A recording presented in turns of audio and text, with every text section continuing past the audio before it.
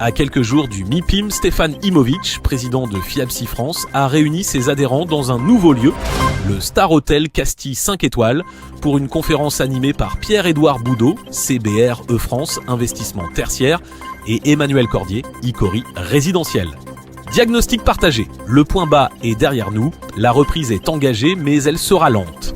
Les interventions de Lionel Causse, député des Landes et ancien président du Conseil national de l'habitat, ainsi que celle de Danielle Dubrac, vice-présidente de la CCI Paris-Île-de-France, présidente de l'UNIS, ont été particulièrement appréciées.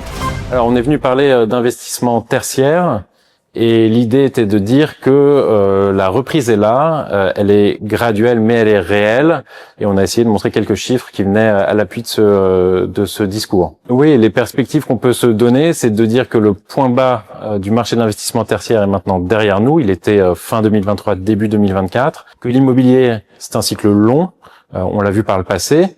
Donc, on est dans cette phase de reprise graduelle, je l'ai dit, pour encore quelques trimestres ou quelques années, mais on est au bon moment pour revenir à l'acquisition sur les marchés de l'immobilier tertiaire.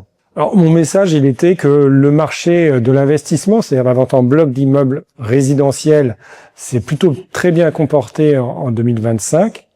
Le marché de l'ancien diffus, c'est-à-dire des particuliers, se comporte également plutôt pas mal en matière d'activité. Les prix restent stables. Donc finalement, on est dans une situation relativement confortable pour les années à venir. En revanche, sur le neuf, comme je le disais, on est sur une situation plus compliquée. On va voir ce qui va se passer après les élections. À vrai dire, on est plutôt optimiste sur l'ensemble des marchés. Le seul marché qui pose quand même beaucoup de questions, c'est celui du neuf. On a vu un certain nombre de réactions là-dessus, savoir si ça allait reprendre ou non, à quelles conditions, s'il fallait que l'État intervienne ou non pour relancer le secteur. Le sujet aujourd'hui, c'est de dire quels sont les investisseurs qui sont en effet actifs et quelles sont les stratégies qui, de notre point de vue, sont gagnantes dans l'investissement tertiaire. Et donc, ce qu'on voit, c'est que depuis ce début de reprise, donc début 2024, c'est beaucoup d'acteurs qui viennent chercher de la création de valeur, des acteurs value-add, qui ont eu la possibilité de s'exprimer dans Paris. On a vu quelques grands exemples, on citait Paris Trocadéro, le 2933 Champs-Élysées.